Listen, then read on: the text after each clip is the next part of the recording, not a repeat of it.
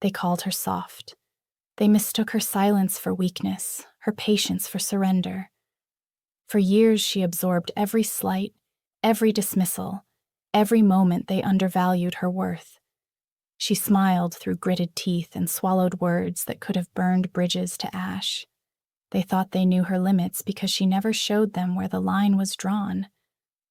But silence is not submission. Patience is not passive. And the woman who has spent years learning to control her fire does not forget how to let it burn. This is the story of the day she stopped enduring.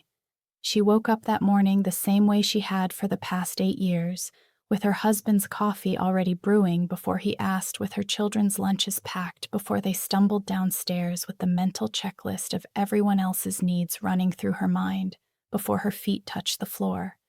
And it occurred to her suddenly, violently, that she could not remember the last time anyone had asked her what she needed or wanted or dreamed about anymore. And the realization did not make her sad.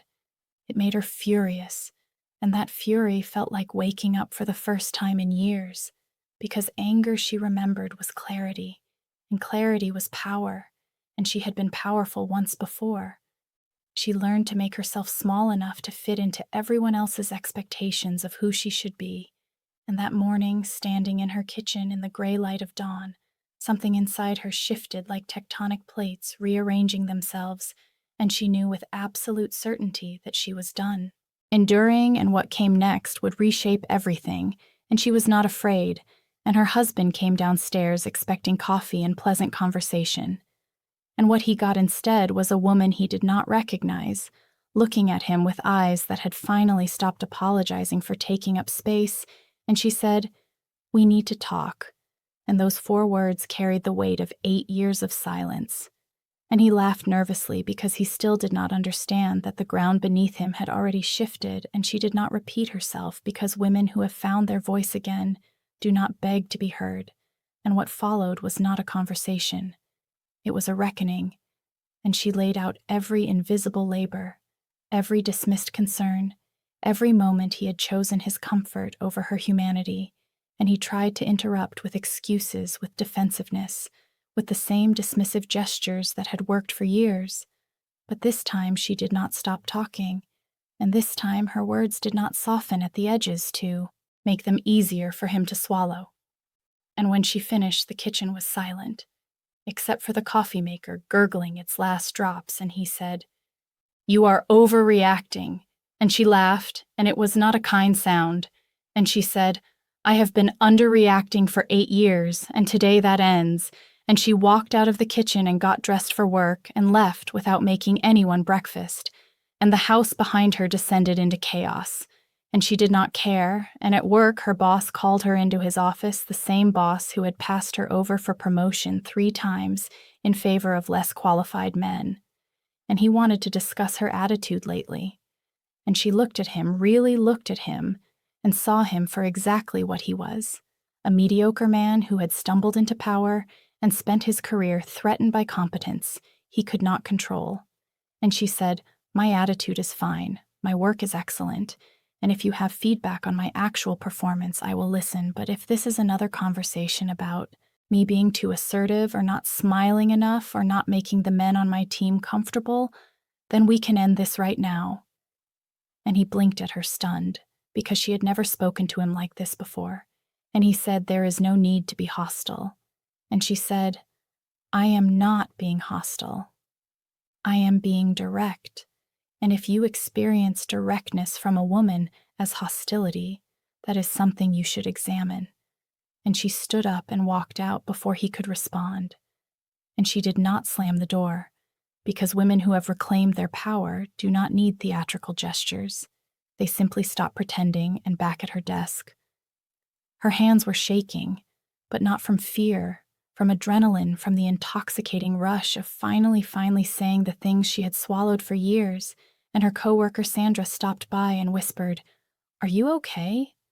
I heard raised voices, and she said, "I am better than okay. I am done being small."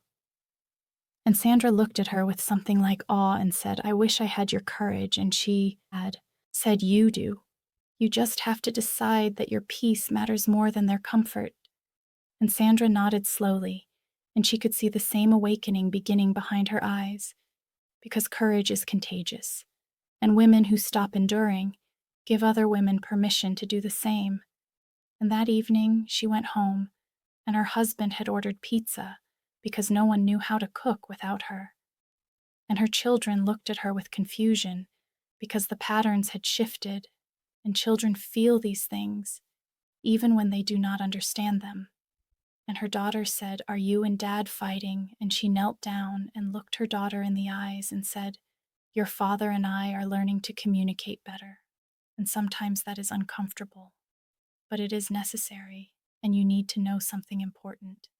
And her daughter waited, and she said, "You never have to make yourself smaller to make other people comfortable.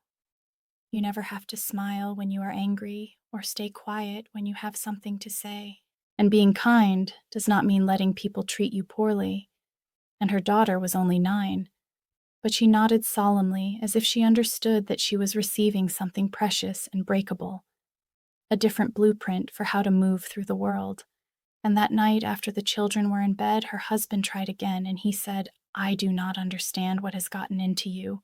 And she said, "I have gotten into me, the parts of myself I had locked away to keep this marriage comfortable." And he said, "Marriage is about compromise." And she said, "Compromise is not the same as self-erasure. And for 8 years, I have compromised my needs, my career, my identity, and you have compromised nothing." And he started to argue, but she held up her hand and said, "I am not asking for your permission anymore.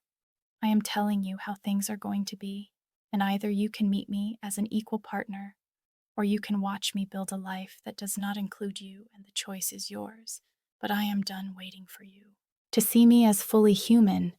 And he looked at her, really looked at her, and perhaps for the first time saw the woman he had married before she had sanded down all her edges to fit into his life.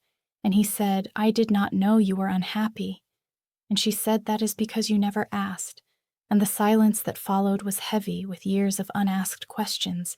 And her mother called the next day because somehow mothers always know when their daughters have reached a breaking point. And her mother said, "Your husband called me. He says you have changed." And she said, "I have." And her mother was quiet. And then she said, "Good." And she felt something loosen in her chest because she had expected disappointment lectures about keeping the peace, about thinking of the children. And instead her mother said, "I raised you to be strong. And somewhere along the way, I watched you make yourself weak for a man who did not deserve it. And I said nothing, because I thought it was not my place, but I am glad you have remembered who you are." And they talked for an hour about all the things women endure, about the invisible weight of constant accommodation, about the radical act of claiming space. And when they hung up, she felt less alone, because she understood now that this was not individual rebellion. This was part of something larger, women everywhere waking up to the reality that endurance is not the same as strength, and that real strength sometimes means knowing when to stop carrying weight that was never yours to bear. And the weeks that followed were not easy because change never is, and her husband oscillated between resentment and tentative effort. And she held firm because she had learned that the moment you start making excuses for someone else's bad behavior is the moment you teach them that your boundaries do not matter.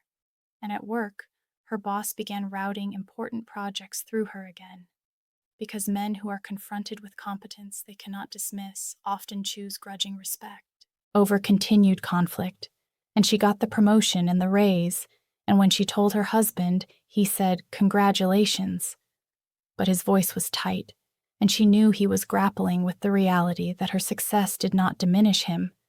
But his conditioning told him it should, and she did not manage his feelings about it, because that too was labor she no longer performed. And her daughter started speaking up more in class, started questioning things that did not make sense. And her teacher called to say she had become disruptive, and she went to the school and sat across from the teacher and said, "My daughter is not disruptive, she is engaged, and if her questions make you uncomfortable, perhaps you should examine why a curious, intelligent girl threatens your classroom management." And the teacher bristled but backed down, And on the drive home, her daughter said thank you, and she said, "You never have to thank me for defending you, and you never have to make yourself less bright to make others comfortable." And her daughter smiled, and she saw in that smile the future, the generation of women who would not spend decades learning to endure because their mothers had shown them a different way. And 6 months after that morning in the kitchen, her marriage looked different. Not broken, but rebuilt on honest foundation, where both people took up space, where both people's needs mattered, where love was not measured by how much she could withstand, but by how much they could build together. And her husband said to her one night, "I did not like the person you became." And she said, "You mean the person I have always been." And he paused and said, "Yes, I suppose I do. And I am trying to understand why that scared me." And she said, "Because you benefited from my silence, and giving that up required you to grow, and growth is uncomfortable but necessary." And he nodded, and she saw him really trying. And that was enough for now, because she had learned that she could not control his journey, only her own. And what she controlled now was her voice, her boundaries, her right to exist as a complete person, and not a supporting character in someone else's story. And women started reaching out to her friends, acquaintances, strangers who had heard about the woman who stopped enduring, and they asked her how she did it, as if there was a secret formula, and she told them the truth, which was that there is no perfect moment, no ideal time. There is only the decision to stop waiting for permission to be fully yourself, and that decision is terrifying and liberating in equal measure, because once you stop enduring, you cannot go back to pretending that diminishment is acceptable, and some relationships will not survive your expansion.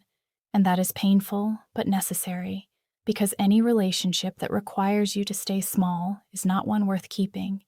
And the women listened, and some of them nodded and walked away and continued enduring, because timing is personal, and she did not judge them, because she remembered being there, remembered the fear of rocking the boat, remembered thinking that keeping the peace was the same as keeping herself, and some of the women heard her, and something clicked, and she watched them walk away straighter, taller, already beginning the process of reclamation. And those were the ones who came back months later with stories of their own moments when they stopped enduring, when they found their voice, when they decided their humanity was not negotiable. And together they formed a quiet network, not organized, not formal. Just women who had remembered their power and refused to forget it again. And when people asked her if she regretted it, if she wished she had stayed quiet, stayed small, she laughed and said, "The only thing I regret is all the years I spent believing that my worthiness was determined by how much I could tolerate. And now I measure my worth by how fully I live, by how honestly I speak, by how completely I take up the space I am entitled to. And that is not selfishness, that is survival." And on the anniversary of that morning, she woke up in the gray light of dawn and made coffee just for herself, and sat in the quiet kitchen and thought about the woman she had been a year ago and the woman she was now, and they were not the same person, and she was grateful for that. And she thought about all the women who were still enduring, who had not yet reached their breaking point, who were still swallowing their words and managing everyone else's emotions, and she hoped they would find their moment, hoped they would discover that silence is not strength, that patience is not the same as peace, that enduring is not a virtue when it costs you yourself. And she finished her coffee and got ready for her day, and when she looked in the mirror, she saw a woman who had stopped apologizing for existing, and that woman looked back at her with clear eyes, and she smiled, because she had endured quietly until she did not, and everything that came after was worth it.